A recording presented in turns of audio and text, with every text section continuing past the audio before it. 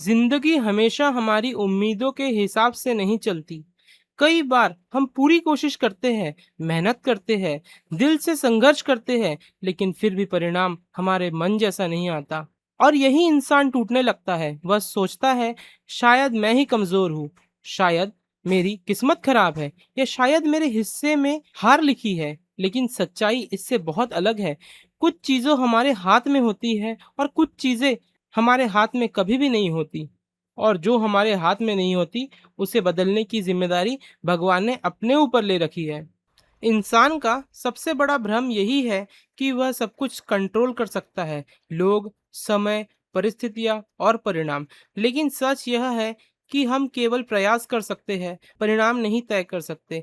जैसे हम बीज बो सकते हैं, लेकिन बारिश कब होगी यह नहीं तय कर सकते। जैसे हम रास्ते पर चल सकते हैं, लेकिन हवा का रुख नहीं बदल सकते, उसी तरह हम मेहनत कर सकते हैं, लेकिन हर चीज का अंतिम परिणाम हमारे हाथ में नहीं होता। यह बात समझना बहुत जरूरी है। यह छोड़ देना समाधान नहीं है। कई लोग सोचते हैं कि अगर भगवान सब करेगा तो हम क्यों ही कुछ करें।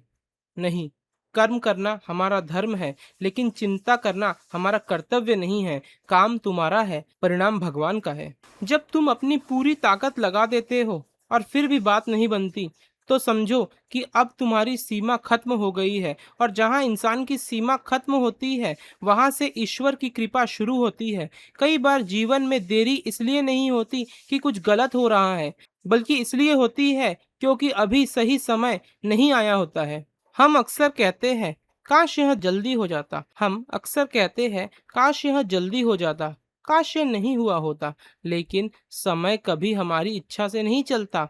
भगवान हर चीज को एक सही समय पर घटित करते हैं। जो चीज आज दर्द लगती है, वही कल समझ बन जाती है। जो आज हार लगती है, वह कल जीत की नींव बन जाती है। जीवन की कठिनाइयां सजा नहीं होती, वह प्रक्रिया होती है। लोहे को आग में तपाया जाता है ताकि वह तलवार बन सके। अगर उसी आग से बचा लिया जाए तो वह हमेशा के लिए कमजोर ही रहेगा। उसी तरह जीवन की मुश्किलें तुम्हें तोड़ने नहीं आती, तुम्हें मजबूत बनाने आती है। कई बार ऐसा लगता है कि सब रास्ते बंद हो गए हैं, ना कोई मदद दिखती है, ना कोई समाधान। लेकिन याद रखना, भगवान कभी रास्ता बंद नहीं करते, वह सिर्फ दिशा बदलते हैं, और नई दिशा अक्सर पिछले से बेहतर होती है। एक बच्चा जब गिरता है तो उसे यह नहीं पता होता कि माँ कैसे और कब आएगी, लेकिन उससे इतना भरोसा होता है कि माँ आएगी जरूर। उसी भरोसे को जीवन में लाना ही आस्था है।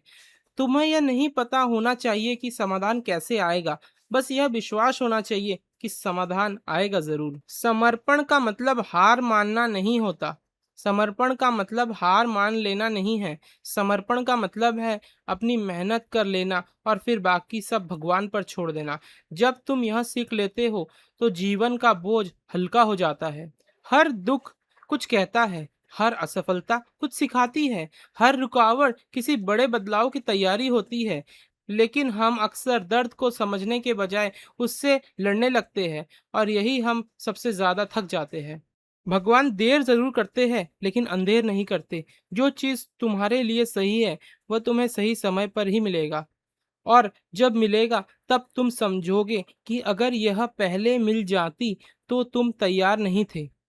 इसीलिए जब भी भगवान भारी लगे, जब भी लगे कि कुछ बदल नहीं रहा, तो एक पल रुककर अपने मन से कहो, जो मेरे हाथ में नहीं, उसे मैं भगवान पर छोड़ता हूँ। और सच मानो, जिस दिन तुम छोड़ना सीख जाओगे, उस दिन हल्कापन महसूस होगा। क्योंकि भगवान कभी खाली हाथ नहीं छोड़ते, वो हमेशा कुछ बेहतर देकर ही बदलते हैं। कर्म करते रहो, ईमानदारी से चलो, लेकिन परिणाम की चिंता छोड़ दो, क्योंकि जो बदलना तुम्हारे हाथ में नहीं, उसे बदलने का काम भगवान पहले से कर रहे हैं।